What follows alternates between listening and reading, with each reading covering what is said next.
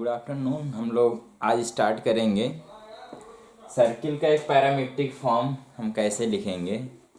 अगर सर्कल हमारा वही केस जब जिसका सेंटर ओरिजिन हो और उसका रेडियस अगर ए दिया हुआ है, तो यहाँ पे केस ऐसे हमारा एक सर्किल बन रहा है जिसका रेडियस ए है। तो अगर यहाँ से एक लाइन ड्रॉ करें और ये लाइन जो है एक्स एक्सिस से थीटा एंगल बना रहा है, ये वाई एक्सिस है, हमारा एक्स एक्सिस है। तो एक्स एक्सिस से अगर थीटा एंगल बना रहा है तो क्योंकि साइड अगर ए है, ए के बराबर है, तो ये वाला जो लेंथ आएगा वो एक कॉस थीटा के बराबर होगा, और यहाँ पे जो ये वाला लेंथ आएगा वो ए साइन थीटा के बराबर होगा। तो कह पाएंगे एक पॉइंट हमारा P अगर है तो इसका कोऑर्डिनेट बनेगा एक cos theta comma a sine theta.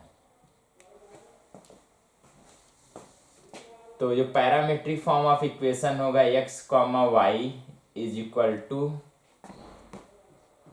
A cos theta comma a sine theta के बराबर हो जाएगा। अगर हम ऐसे सर्कल का पैरामेट्रिक फॉर्म लिखना चाहते हैं जिसका सेंटर 0 के अलावा कुछ है, तो पैरामेट्रिक फॉर्म ऑफ इक्वेशन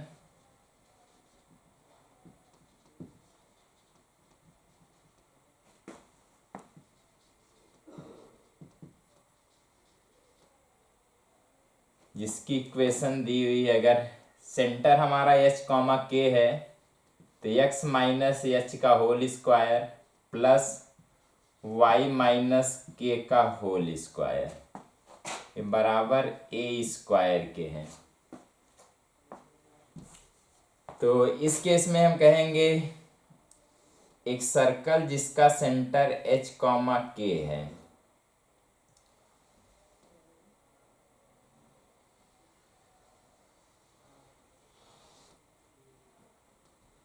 एक सर्कल जिसका सेंटर हमारा एच कॉमा के दिया हुआ है और उसका रेडियस ए के बराबर अगर है, तो अगर हम एक्स के पैरेलल यहाँ पे एक लाइन ड्रॉ करें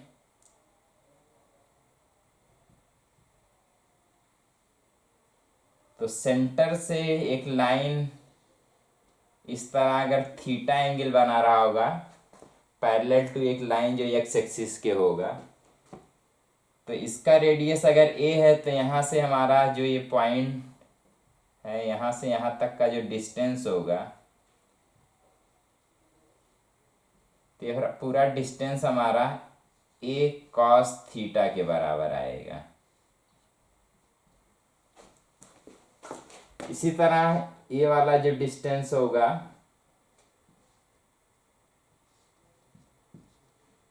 वो ए साइन थीटा के बराबर होगा। तो यहाँ पे जो पॉइंट P है इसका हमें कोऑर्डिनेट निकालना है। तो क्योंकि सेंटर हमारा एच कॉमा के है, तो यहाँ से जब हम परपेंडिकुलर ड्रॉ करेंगे तो वाई एक्सिस से और इस पे जो परपेंडिकुलर बना है इसके बीच का जो डिस्टेंस होगा वो एच के बराबर।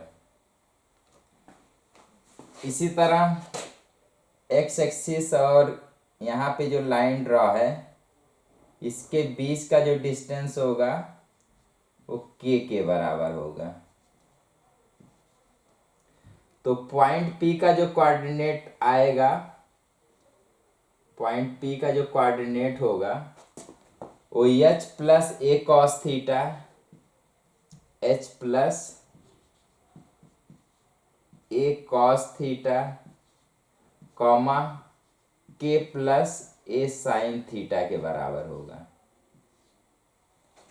तो हम कह पाएंगे कि जैसे जैसे हम थीटा की वैल्यू चेंज करेंगे ये पॉइंट हमारा P मूव करेगा एक सर्कल पर जिसका रेडियस R होगा और सेंटर H कॉमा के होगा।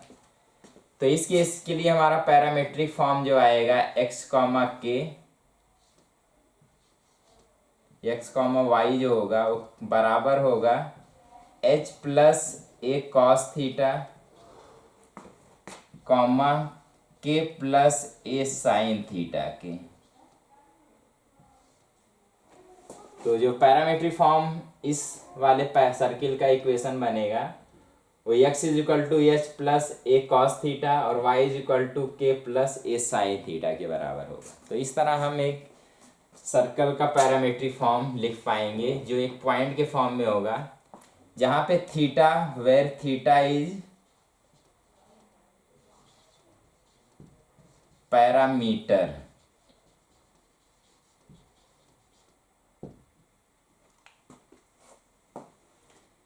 जैसे जैसे हम थीटा की वैल्यू चेंज करेंगे, पॉइंट यहाँ पे जो भी प्लेन पे बन रहा होगा वो एक सर्कल को फॉर्म करेगा। तो इसलिए हम कह पाएंगे ये वाला जो इक्वेशन है, सर्कल जिसका सेंटर एच कॉमा के है और रेडियस ए के बराबर है, उसका पैरामीट्रिक फॉर्म का इक्वेशन होगा ये।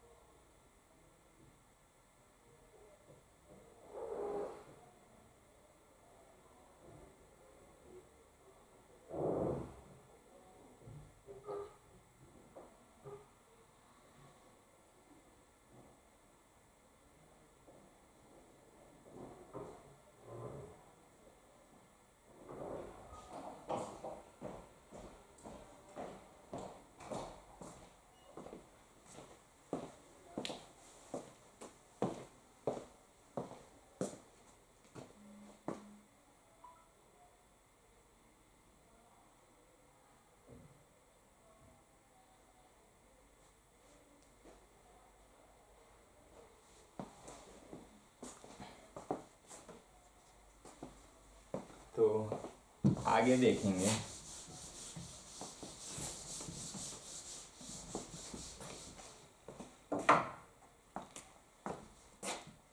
ए लाइन एंड सर्कल।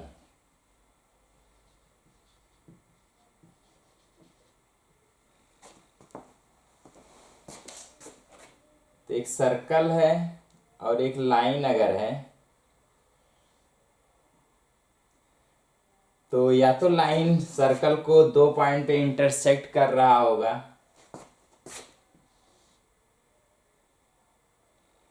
या तो दूसरा केस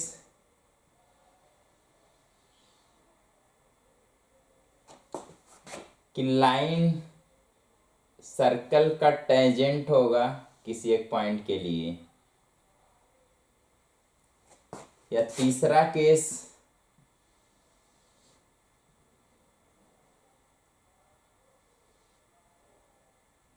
एक लाइन अगर इस तरह ड्रॉ है तो कह पाएंगे सर्कल पे कहीं पे भी नहीं मिल रहा होगा। तो इन तीनों केस के लिए कब कब कंडीशन होगा कि लाइन और जो सर्कल होंगे इंटरसेक्ट करेंगे, या लाइन जो है सर्कल का टेंजेंट होगा, या तीसरा केस कि लाइन और सर्कल कहीं भी इंटरसेक्ट नहीं कर रहे होंगे। तो चलो सपोज करते हैं, late L is equal to 0 is a line and S is equal to 0 is a circle। तो एक लाइन की इक्वेशन अगर इस तरह कुछ दी हुई है, L is equal to 0, और सर्कल की equation X is equal to 0 दिया हुआ है। If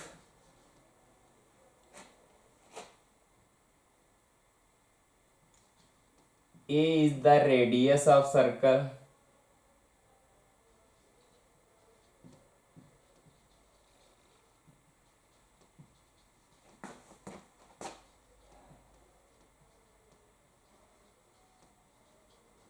एंड t एक वैल्यू है is the distance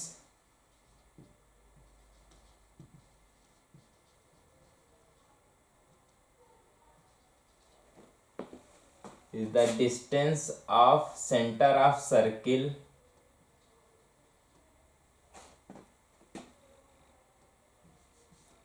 distance t the distance of center of circle to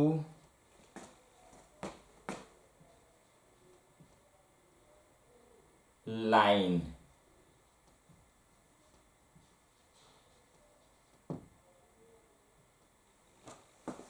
तो P डिस्टेंस है सेंटर का लाइन से। तो यहाँ पे हमारे पास सर्कल का रेडियस ए दिया हुआ है और P एक लेंथ है या परपेंडिकुलर डिस्टेंस है, perpendicular distance of centre of circle to the line. तो यहाँ पे 3 केस कंसीडर करेंगे। पहला केस जब लाइन सर्कल को इंटरसेक्ट कर रहा होगा, तो इंटरसेक्ट जब करेगा तो यहाँ पे सर्कल का जो सेंटर से डिस्टेंस परपेंडिकुलर डिस्टेंस होगा, सर्कल का लाइन से जो डिस्टेंस होगा, तो ये वाला लेंथ हमारा p है और सर्कल का रेडियस क्योंकि यहाँ तक है पूरा, ये हमारा a के बराबर है। तो p की वैल्यू a से कम होगी क्योंकि सर्कल के अंदर से लाइन जा रहा होगा, तो कभी भी ड्रॉ करेंगे तो सेंटर से परपेंडिकुलर डिस्टेंस जो आएगा p और रेडियस से हमेशा कम होगा, या यहाँ से यहाँ तक पूरा देखेंगे रेडियस बनेगा। तो क्या पहला case, if p is less than a then line intersect circle at 2 point, 2 distinct point या 2 points।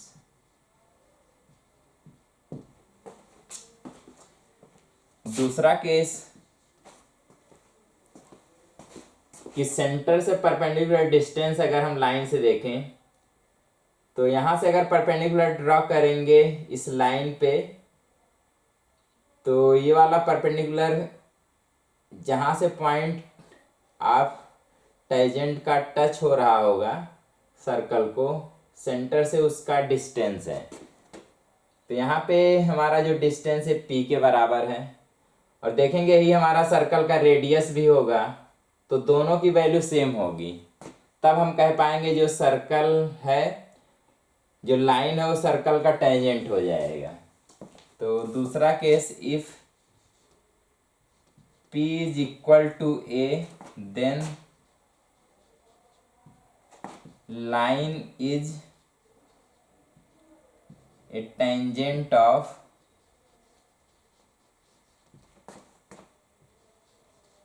सर्कल। जो सर्कल हमारा s इक्वल टू 0 दिया है और जो लाइन हमारा l इक्वल टू 0 है, वो एक टेंजेंट हो जाएगा सर्कल s इक्वल टू 0 के लिए।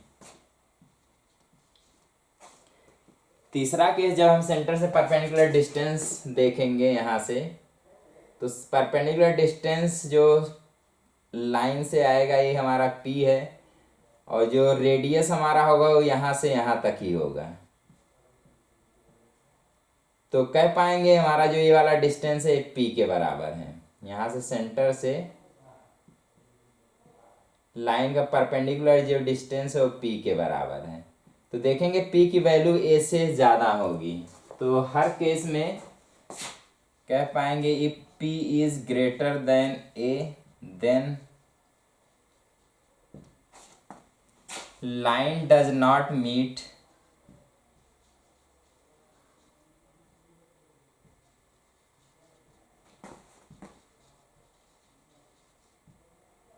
the circle।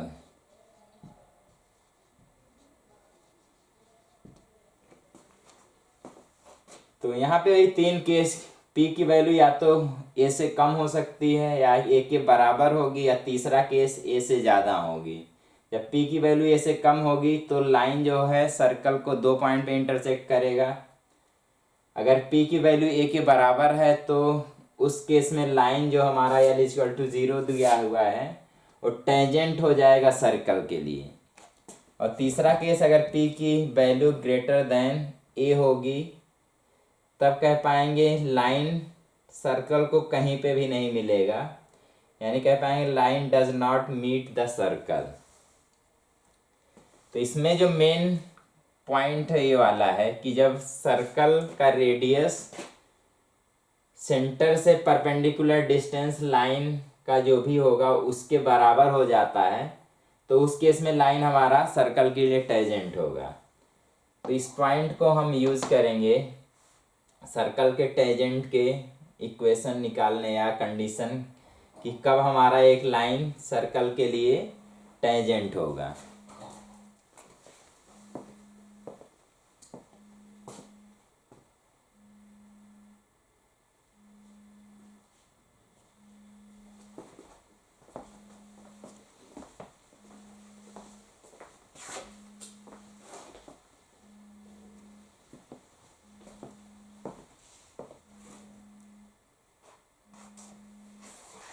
तो आगे देखेंगे कि एक लाइन कब एक सर्कल के लिए टेंजेंट बनेगा।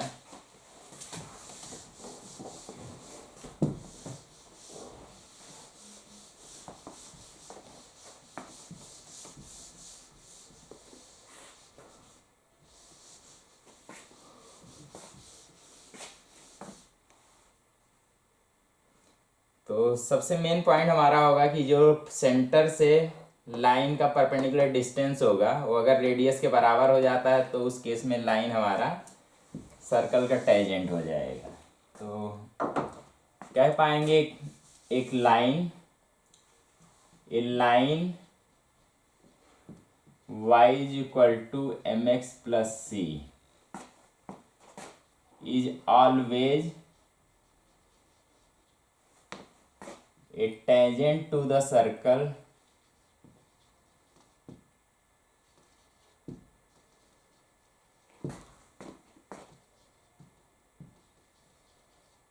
और सर्कल का इक्वेशन उस केस में जब उसका सेंटर 0,0 या ओरिजिन है तो इक्वेशन हमारा x square plus Y square is equal to A square के अगर बराबर है तो इसका टेंजेंट कब होगा, जब एक कंडीशन हम यहाँ पे लिखेंगे इफ एंड ओनली इफ। तो कंडीशन निकालेंगे वही सेम केस लेके कि हम पहले सर्कल के सेंटर से लाइन का परपेंडिकुलर डिस्टेंस निकालेंगे, वही पी की वैल्यू निकालेंगे perpendicular distance of centre of circle to the line y is equal to M X plus C. तो हमारे पास एक पॉइंट 0,0 जो सर्कल का सेंटर है उसका डिस्टेंस इस लाइन से निकालना है।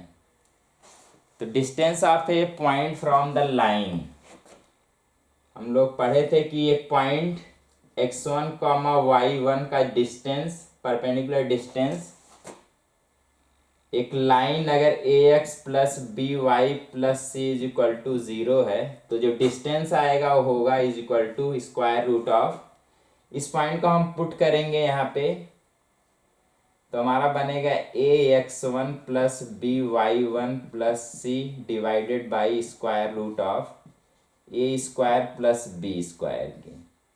तो इस तरह हम डिस्टेंस निकालते थे।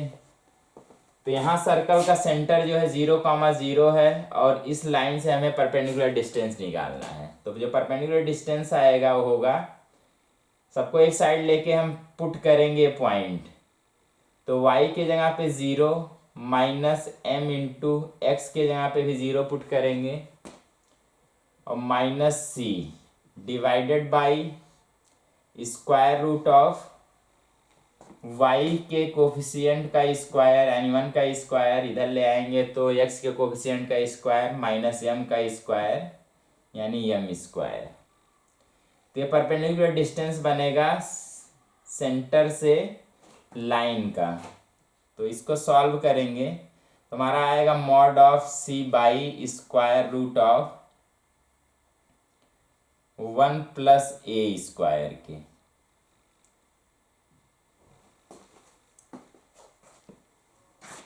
और कंडीशन, जब परपेंडिकुलर डिस्टेंस सेंटर से लाइन पे जो डिस्टेंस होगा अगर रेडियस के बराबर हो जाता है सर्कल के, तो उस केस में हमारा जो लाइन है सर्कल के लिए टेंजेंट हो जाएगा। तो यहाँ से हम कंडीशन वही निकाल सकते हैं कि ये हमारा कंडीशन बनेगा, या दोनों तरफ अगर हम स्क्वायर करें तो बनेगा यहाँ पे माइनस सी का होल स्क्वायर बाई, यहाँ पे स्क्वायर करेंगे तो 1 plus A square is equal to 1 plus M square. तो 1 plus M square is equal to A square के। तो यहाँ से आएगा सी स्क्वायर इज इक्वल टू, इसको इधर ले आके मल्टीप्लाई करेंगे तो A square into 1 plus M square. तो ये हमारा कंडीशन हो जाएगा। तो कह पाएंगे कि जो line y is equal to M X plus C circle X square plus Y square is equal to A square के लिए टेंजेंट होगा कब, जब C square is equal to A square into 1 plus M square के बराबर होगा।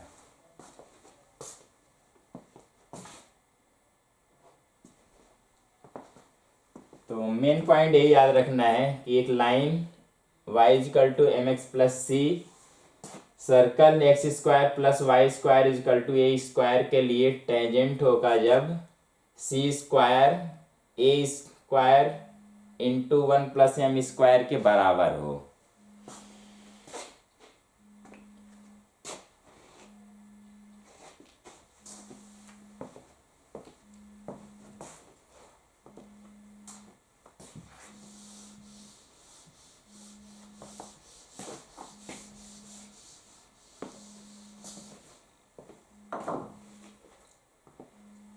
यहाँ पे हम वही कंडीशन निकाले हैं। अब इस कंडीशन को दूसरे तरीके से भी निकाला जा सकता है। जैसे हम कहें कि एक टेंजेंट है, अगर एक सर्कल के लिए एक लाइन अगर टेंजेंट बनता है सर्कल के लिए, तो सर्कल के केवल एक ही पॉइंट से पास हो रहा होगा, यानी सर्कल और लाइन का जो एक पॉइंट होगा वो केवल कॉमन होगा। तो अगर एक पॉइंट कॉमन होगा तो कह पाएंगे कि जहाँ जहाँ पे भी सर्कल को लाइन कट कर रहा है, तो क्योंकि एक ही पॉइंट है तो कह पाएंगे एक ही पॉइंट जो होगा उसका एक ही एक्स कोऑर्डिनेट मिलेगा और एक वाई कोऑर्डिनेट मिलेगा। तो अगर इन दोनों को हम सॉल्व करें, लाइन के इक्वेशन को और सर्कल के इक्वेशन को सॉल्व करें यानी कॉमन पॉइंट निकालें, तो यहाँ पे एक्स की एक ही वैल्यू आएगी या वाई की एक ही वैल्यू आएगी सॉल्व करने पे। तो चलो एक बार करेंगे, यहाँ पे y को सब्स्टिट्यूट करके सॉल्व करेंगे। तो एक्स स्क्वायर प्लस वाई के जगह पे हम एम एक्स प्लस सी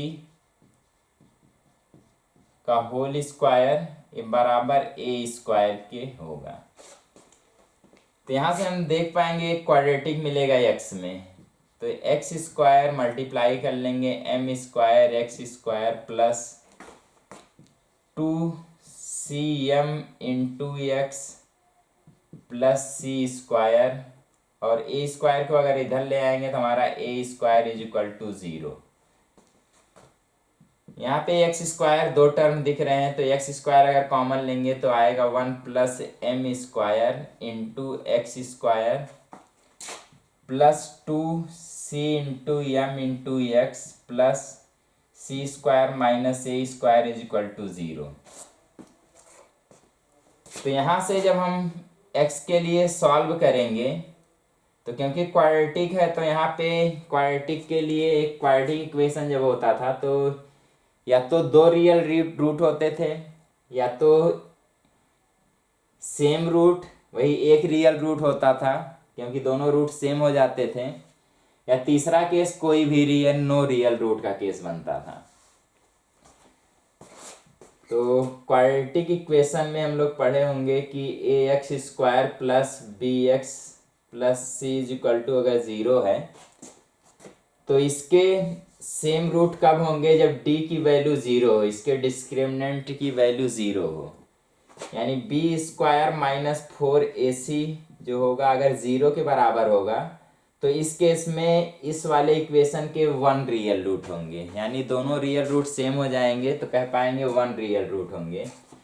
तो क्योंकि यहाँ पे जब दोनों लाइन और सर्किल को सॉल्व कर रहे हैं और देख रहे हैं कि सर्कल के एक पॉइंट से ही केवल लाइन पास हो रहा है, तो जो कॉमन पॉइंट मिल रहा है एक मिल रहा है, यानी x की जो वैल्यू आएगी कॉमन वो एक ही वैल्यू होगी। तो यहाँ पे हम कंडीशन वही रखेंगे कि इसका एक रियल रूट बने। अब इसका एक रियल रूट का कंडीशन वही डिस्क्रिमिनेंट इस वाले क्वाड्रेटिक इक्वेशन का ज़ीरो होगा। तो यहाँ से निकालेंगे हमारा वही b के बराबर है, तो -2mc का होल स्क्वायर या cm का होल स्क्वायर -4a हमारा है 1 + m स्क्वायर, और जिस वहाँ पे c है क्वाड्रेटिक के लिए तो यहाँ पे वही कांस्टेंट वाला टर्म, तो इंटू सी स्क्वायर माइनस ए स्क्वायर, ये बराबर होगा ज़ीरो के। तो यहाँ से हमारा आएगा 4c square m square minus 4, यहाँ पे मल्टीप्लाई कर लेंगे इन दोनों टर्म को, तो एक बार 1 से मल्टीप्लाई होगा आएगा सी स्क्वायर माइनस ए स्क्वायर, फिर एक बार एम स्क्वायर से मल्टीप्लाई होगा तो आएगा m square c square minus M square A square is equal to zero. तो ब्रैकेट को ओपन करेंगे या यहाँ से दो देखेंगे, दोनों जो इक्वेशन में है दोनों टर्म में हमारा 4 उसका मल्टीपल है, तो 4 मल्टीपल है तो 4 को हम पूरे इक्वेशन को हम 4 से अगर डिवाइड करें तो आएगा सी square into M square minus C square minus A square minus plus M square into C square minus M square into A square is equal to zero के।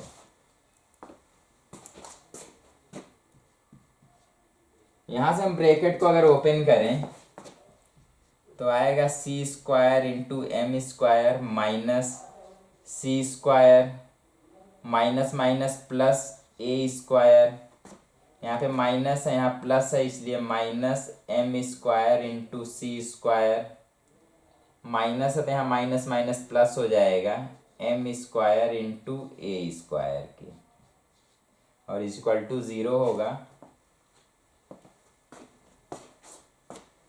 आगे यहाँ से हम सॉल्व करेंगे तो देखेंगे यहाँ पे सी स्क्वायर एम स्क्वायर है और यहाँ पे M square into C square है, तो यहाँ प्लस है यहाँ माइनस है, दोनों टर्म सेम है, एक प्लस के साथ एक माइनस के साथ दोनों कैंसिल हो जाएंगे। सी स्क्वायर को अगर हम राइट साइड ले आए तो जो बचा है हमारा A square plus M square into A square बराबर होगा सी स्क्वायर के। सी स्क्वायर को हम राइट साइड ले आ रहे हैं तो देखेंगे भाई सी स्क्वायर जो है यहाँ से अगर ए स्क्वायर हम कॉमन लें तो आएगा 1 + एम स्क्वायर के, तो C square is equal to A square into 1 + M square. तो सेम वही कंडीशन जो हम पहले दूसरे तरीके से किए थे, तो C square is equal to A square into 1 + M square अगर है तो कह पाएंगे जो हमारा लाइन है y is equal to M X plus C, और जो सर्कल है X square plus Y square is equal to A square, तो उस केस में जो लाइन होगा वो सर्कल के लिए टेंजेंट हो जाएगा। टेंजेंट इसलिए क्योंकि एक ही पॉइंट से पास हो रहा होगा। तो हमारा कंडीशन ये याद रखना है कि सी स्क्वायर जो है वो बराबर होगा ए स्क्वायर इंटू 1 + एम स्क्वायर के।